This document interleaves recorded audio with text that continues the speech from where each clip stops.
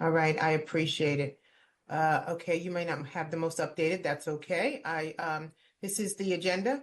Next slide. All right, just want to congratulate Officer Polino. He was promoted to private first class. A great young officer that's been with the city, just actually moved into Hyattsville a few months ago. So we're happy to have him. Next. All right, and this was also National Law Enforcement Records Personnel Appreciation Week. We have two records clerks, Kevin Martinez and Patricia Staten. Patty's been here with us for at least 15 years, and Kevin is fairly new, just about 1 year. So we just want to thank them for all the work that they do, keeping up with records and tracking cases for us. Next. Chief, if you're there, this is just really important that we just put out a few safety tips as we start moving towards the holiday. I'll let Chief talk to some of these. Thanks, Tracy. Good evening, Mayor and Council. Hyattsville Police Department just wanted to wish the community and the city of Hyattsville a happy holiday season with Thanksgiving coming up on us. We've got Black Friday and the shopping season beginning, and we just wanted to give some safety tips for the holiday season. Just remember, while shopping in pairs, stay in well-lit areas and consider shopping during daylight when possible. Stay alert to your surroundings and avoid distractions from your phone. Avoid carrying large amounts of cash and only use credit cards if possible. When using ATM machines, be careful and watch your surroundings. Minimize the number of items you carry by possibly foregoing your purse if you can, and always remove valuables from your vehicle. Avoid overloading yourself with packages. Also, be careful leaving packages in your vehicle in plain sight when you're going in and out of stores. And while at home, ensure all your doors and windows are locked. Leave on a light, a radio, or TV when possible to give the impression someone is home. And keep large displays of gifts out of sight from windows. These small practices can help ensure a safer and more enjoyable holiday season. We wish everyone a very happy and safe holiday. Next slide, please. Thank you, Chief. Council members have been on the move this month. We've had Councilmember Wozak and Council Vice President Wozak and Councilmember Redmond attended the National League of Cities Conference. That's held in Tampa, Florida. That's a league of a group of individuals from all over the nation that just come together to talk about policies and to provide guidance, education, and helpful ideas for elected officials. We also had a Ward 5 check-in. That check-in was held at the city building. Councilmember Fisher attended, Mayor Crosland, and members of the city staff also attended. So we appreciate those two events. And council members were also involved in the Ward 1 meeting on alternate Route 1.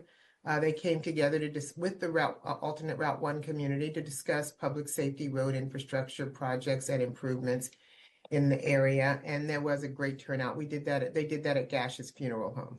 I missed that meeting. Next.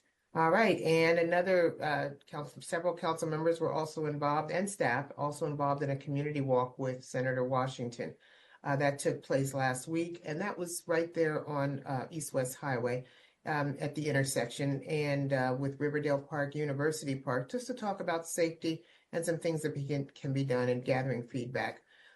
We do owe a back brief to SHA, so we will get that together. We have all of the notes and comments from that meeting, and some of the staff will be meeting with SHA and with Senator Washington's office just to make sure that we can keep track of all the recommendations that came forward. Next. And there was also a community cultural conversation that was sponsored by not only community services, but also our equity officer, Shakira Luamar. And the topic was the many faces of the Latino diaspora. And it was held at San Mateo's Church. And so, it was a great, great meeting. We had, you can see the panelists there in the middle. They talked about a lot of areas that are important to them. They just want people to understand their perspectives, their backgrounds. I heard from a lot of people that they were surprised at what they learned from the staff, things from their own countries that they did not even know about. So we appreciate the residents that participated, and we want to thank our partners who are the ones that brought this back to the city. Many of you remember we used to do community conversations several years ago. So that's Ann Claire Stacey, Kelly Borello, and Julie Gasper Bates. They're the ones that brought the community conversation series back to the city. So we also want to thank San Mateo Church for sponsoring. Self-defense class, you heard about that from someone earlier. That was held earlier this week, Sunday, actually, yesterday. We used to do self-defense classes previously, and we'll probably bring those back as well. But I really want to thank the Health, Wellness, and Recreation Committee for partnering with Capital MMA team in Tacoma Park to do these free classes for our residents. You can see it was really well attended. And Narcan training. We continue to have Narcan training. I just want to shout out the staff. We are trying to get to a place, and Reggie's been working really hard with Prince George's County and the state to get to a place where we can start conducting our own Narcan trainings. And so we had about 8 staff members who were in the process of being certified to be able to teach that to our community. So we're excited about that. Currently, we have to wait for the county and their availability. We will, if this happens, we will be the first city to do that. And this is brand new. We're going to be offering yoga classes. That's on the 18th. You can see, I'm just amazed if you look at that picture on the right, how many people attended that first class.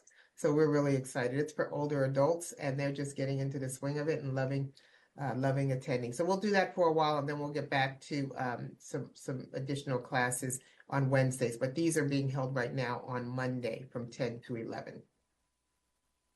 Next. All right, so I'm going to tell you about some weekly offerings we have going. We have the Zumba fitness class on Wednesdays, 4 to 5. Creative Minds and Mentes Creativas is on Tuesdays from 10 to 11:30, and Mentes Creativas on Thursdays from 10 to 11:30. In Wellness We Thrive is also on Tuesdays from 5 to 6. Next slide, please.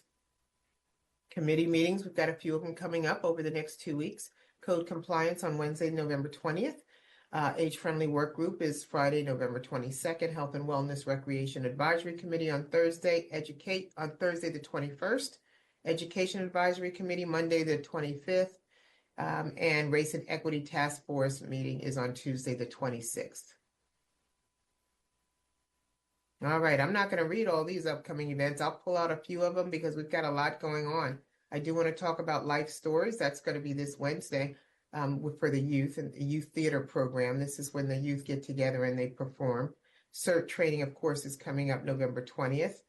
Narcan training is November 21st on Thursday from 6 to 7. And again on Friday, November 22nd. There's a Trolley Trail Extension event on Saturday, November 23rd at Meadworks. Lunch and Learn workshop. That's demystifying Medicare coverage, what you need to know. And again, another Life Stories on Wednesday, the 27th. This list is on our website, and we continue to push it out in text messaging, just to remind everyone. Also want to just remind everyone that the city offices are going to be closed on the 28th through the 29th. Thanksgiving and the day after. Battle of the Lights, the 29th. That's a holiday light contest. And Free Movie Monday is on Monday, December 2nd. And I think I probably skipped over Reggie because I see his hand is up. Yes, good evening, everyone. I just wanted to point out that that's an error on the schedule. Narcan training was last week. So the 21st and 22nd Narcan training will not be held. It was last week. Thank you. And Council President Solomon, that is all I have. Thank you. Colleagues?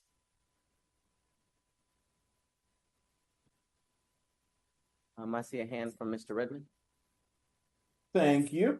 Hello, everyone. My question's not quite related to what we had on the slides, but just to follow up and amplify Mr. Houck's concerns, because I have sent a note to the city a couple times, or I've discussed it and sent a request to look at the traffic calming measures we can take within the city's borders. At least on Stanford and Wells. However, I don't know if it's worth reaching out to some of our state representatives or county representatives around that intersection at Adelphi, because I see Council Vice President shaking her head. I think we all agree it is a nightmare. I know Mr. Metzler has reached out to our transportation colleagues as well around this, but I guess just hearing what Mr. House said, how can we bring greater attention to this because it does not seem to be something that will resolve itself in the near future. I know it's temporary, but it's a long temporary. So it's just another request to see what we can do and apply a little more pressure to get that situation and that intersection addressed. Okay. Okay, thank you. So we owe you follow-up on that. Yes, and I tacked on to it too. All that wasn't in the email. I want to, to be fair. So I added to it. Thank you. All right, Leslie's out tonight. I do see Hal is on. They are probably tracking this. It hasn't gotten to me, so I'm not aware of it, but we will, we'll have a conversation and we'll get back to you. Thank you. Thank you, Mr. Haba.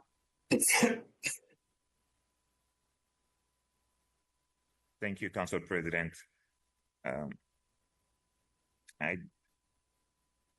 There's an echo. Okay, thank you. I do have a quick question for the city administrator and maybe Hal that is on the call. When should we expect the electronic sign on Edgar Road to go up? I know we work in the MOU, pass. Where are we with that? How can you hear? Yeah, we just talked about that this week, trying to get that sign up. Hopefully, I think, Hal, I think we said this week. Well, let me let Hal answer that. Yes, if you can give me just one moment, I'm going to check something and then I can give you a better answer. If you can just give me a moment. No problem. In the meantime, we'll take a Council Vice President Wasak's question. Thank you. Yeah, I just wanted to plus one Councilmember Redmond's and Mr. Houck's concerns regarding the seemingly ineffective traffic management at Adelphi and University. I already reached out to the school board member and the county council member at the beginning of the school year because this Purple Line construction related traffic has been negatively impacting school bus pickup and drop off times for PGCPS. I'm sure people realize that's terrible because it makes kids late to school in the morning and it also gets them home late. But even worse, it is working at cross purposes with all the hard work that PGCPS did to consolidate bus stops and to harmonize the bus schedules with the new school bell times. And so it's really frustrating for people. So if we could include that in any outreach that we do to our state delegates, our state senator, and our county council member, I think that would be helpful because I'm sure the superintendent is none too pleased that this is happening. Thanks. Thank you, Councilmember Wasak. It looks like you're still looking at Hal, so I'm going to take Councilmember Shabazz' question also. Thank you, Council President Solomon. My question, I got this from a constituent, and I understand that construction on the spot is pending now. Not sure the exact timeline, but that's moving forward.